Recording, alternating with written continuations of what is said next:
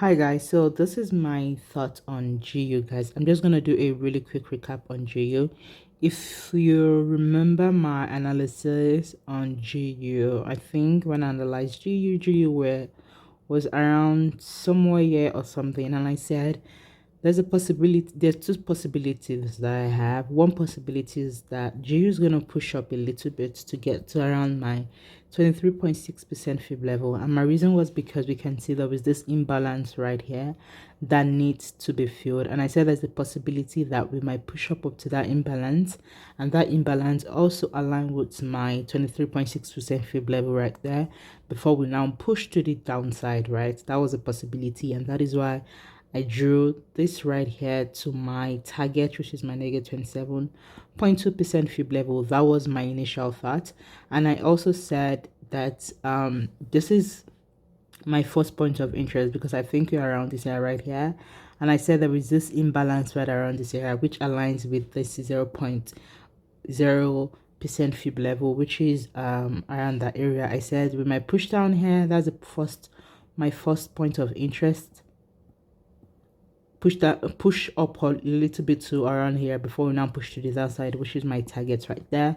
But as you can see that the market did not reject off of my first point of interest, and that is why I used to say we have to be open-minded, guys. As soon as I see there was no momentum of a sell around that zone, that was my second point of interest, and I see that when it got to my negative 23.6% fib level, we can see this engulfing candle close below it. So I wanted to see maybe that was like a fake out or something, because sometimes it does not accurately hit my fib level. Sometimes it's go a little bit beyond it, but I want to see, even if it goes beyond it, I want to see a weak rejection. You get what I mean? But as you can see that it did not give me something like that. And my and it continued to push to the upside. My third point of interest was my 61.8% fib level. And I'm just explaining this, guys, because this is how I take trade in real life, and this is how I analyze trade, right? Do I still miss trade? Absolutely yes. Like this one, I missed it. I didn't take it, even despite the fact that I analyzed that we were going to push to the downside, because I had these 2 points of interest in mind. But as soon as it got to my first point of interest and it didn't give me what I wanted, I waited to my second point of interest. It didn't give me what I wanted, right? And I have to reanalyze back my chart, and I realized that there's an imbalance right around this area right here as well, which is my 61.8% fib level right there. And we can see that we got to my negative 61.8% fib level. You can see how the market did.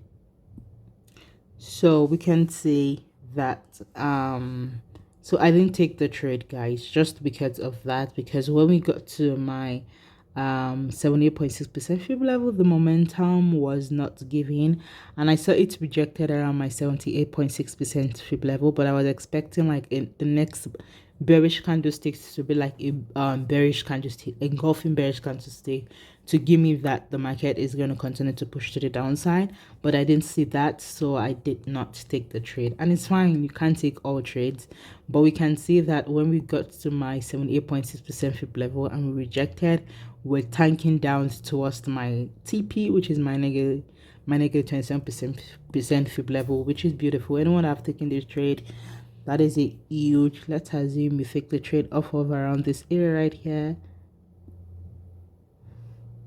to almost here. That's about 170 pips, but let's just see it's maybe around here about 112 pips. That is nice, guys. So now I'm going to delete my previous analysis, guys, and reanalyze based on the current price market. So I'm just going to delete all this.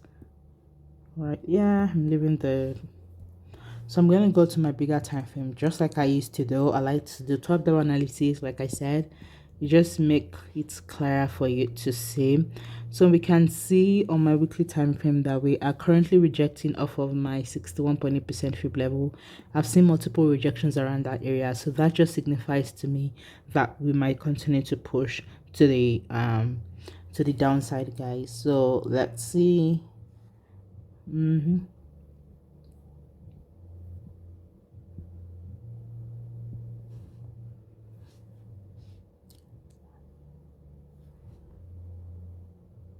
So let's see how the market goes, guys. I still think we might push to the downside a little bit to eat around this area, but I'm going to readjust my feedback because now I have now seen a solid retracement instead of using the small one. This is the real retracement right here.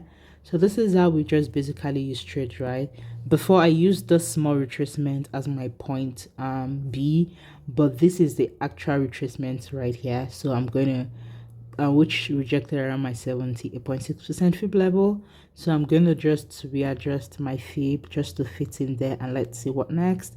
But I still think you're going to continue to push to the upside, sorry, to the downside to eat my new negative 27% fib level price, because you can see when I first did it, it wasn't around this area right here. But now that I readjust my fib, now the price has changed. So now I'm going to go to my smaller time frame just to see what I'm looking for. There is nothing here to look for. I'll go to more smaller time frame right here. So because we are currently around this zone right here, and we can see that there have been multiple rejections, there's a possibility for us to just tank up a little bit before pushing down, or tank up a bigger move right around my 50% fib level right here. And like I used to say, because that aligns with my breakup structure right around that area. So this would be my second point of interest, right? Point of interest. Number two, because I still think we might reject off of 23.6% fib level. So this will be my first point of interest, and this is how I take trade, just like I explained previously. If this doesn't abide, then I wait for my second point of interest, which is my 50% fib level, and that doesn't abide as well, then I'll just reanalyze to see if I can still take the trade, or if I'm going to leave the trade and take the trade another time that it's more clearer to me. Guys, you don't have to trade all the time. When you analyze and you see that it's forfeiting what you think you want to do, which is fine, and even when you see when it's not doing what you think you want it to do, reanalyze. And if you still can't get to the market even after reanalyzing, please don't trade. You don't have to trade all the time. So let's go to my 1 hour time frame to see. So like I said, this would be a possible point of interest right around here before we push it to the downside. So I'm just gonna draw my thoughts, maybe something like this, then push to the downside, my first TP right here, and you can see that my TP also aligns with this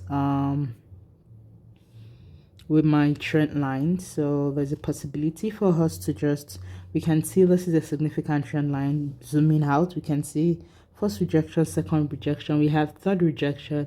There's a possibility for fourth rejection and zooming to the upside, or we might just break this trend line, retest the trend line, give us a lower high for us to confirm that we're pushing to the downside, and we'll push to the downside.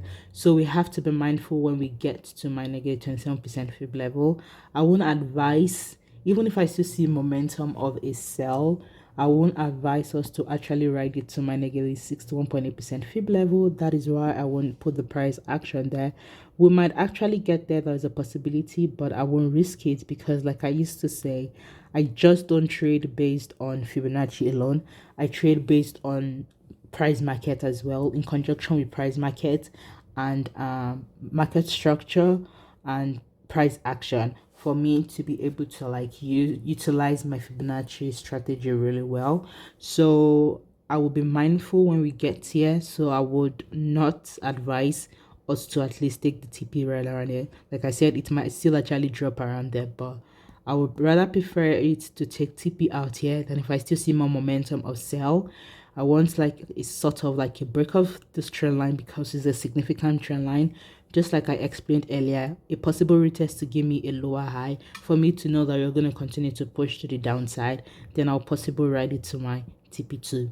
So that will be how I'm going to trade the guys. So my second thought is, in case if we forfeit, to if we actually push upper than we thought, then certainly my 50% is another place for me to have my point of interest that we might reject from and push to my TP, obviously. So I'm just going to change the color of that, guys. And I explain my reason why for my 50% fib level, because we can see that aligns with this where the break of structure is. So we might just weak out a little bit just to fill in this gap right here before pushing to the downside.